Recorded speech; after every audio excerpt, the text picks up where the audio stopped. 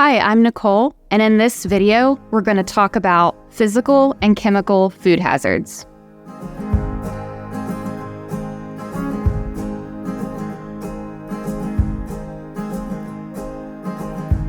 Another category of food safety hazards is physical hazards. Physical food hazards are unwanted items that you can touch or feel that end up in your food. Physical hazards in foods are usually a result of accidental contamination or poor food handling practices. Physical hazards could cause harm to people. An example is a person who eats a piece of cherry pie and chips their tooth on a cherry pit. Physical hazards could also be just downright disgusting, like a bug or a hair that you find in your food. Instead of just hoping that physical hazards don't get into the foods you produce and sell, you should take a proactive approach. I encourage you to develop steps to reduce the risk of physical contamination while preparing and packaging foods in your home kitchen or small-scale inspected facility. Here are some suggested best practices. Avoid wearing jewelry with beads or jewels that could fall into the food and injure someone who eats it.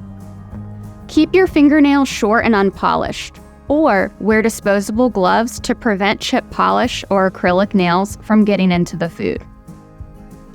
Pull long hair back and secure it away from your face. You may consider wearing a hairnet or beard guard for added protection. Store ingredients and finished products in a clean, food-grade container. Containers can serve as a barrier to pests, dust, and other unwanted physical hazards. A third category of food safety hazards is chemical hazards. Chemical food hazards are chemical substances that are unintentionally in food. If ingested, chemical hazards can cause negative health effects to humans. You could contaminate food products if cleaners and sanitizers used in your home or facility accidentally get into food. But chemicals aren't always harmful to humans. And in fact, most everything is made up of chemicals. Some chemicals become harmful when misused or added in excessive amounts. For example, approved food additives and preservatives are often used to improve product quality and to make products last longer. But these can become unsafe if used in high, unapproved amounts. You should also develop steps to reduce the risk of chemical contamination while preparing and packaging foods in your home kitchen or small-scale inspected facility. Here are some suggested best practices. Store cleaners and sanitizers away from food and on the bottom of shelving units. Only store cleaners and sanitizers in their original containers. The container should be intact and clearly labeled.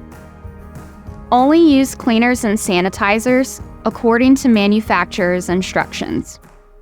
Be informed about standards and requirements as they relate to food additives and preservatives and agricultural chemicals like pesticides and fertilizers. Here are 2 questions to consider for your food business action plan. What types of physical and chemical hazards are a risk to your food business?